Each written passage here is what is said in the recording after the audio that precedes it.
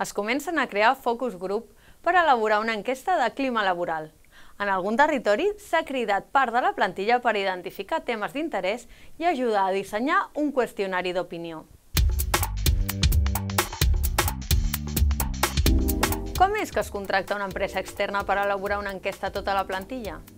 És que la direcció no sap què li interessa o preocupa als empleats i empleades.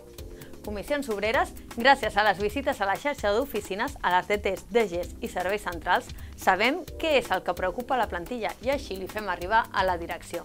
Per tant, esperem que aquesta enquesta no sigui un exercici d'autobombo i que toqui temes com el salari variable, la promoció, la jornada o la conciliació, entre d'altres.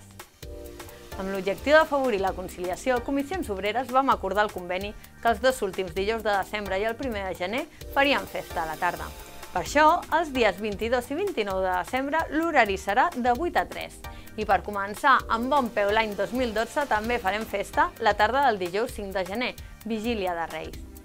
Recordar també a les persones adscrites a l'horari especial que tenen 4 dies addicionals de lliure disposició.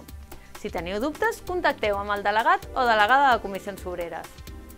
Perquè el treball decent no és un privilegi, el 7 d'octubre és el Dia Mundial pel Treball Digne, concepte que fa referència al treball que es du a terme respectant els convenis proclamats fonamentals per l'Organització Internacional del Treball al 1998 i que són, entre d'altres, la llibertat sindical, el dret de vaga i negociació col·lectiva, la prohibició del treball infantil i del treball forçat i la prohibició de tot tipus de discriminació laboral i que s'estableix a partir d'un contracte amb una remuneració justa i un dret a unes prestacions socials bàsiques.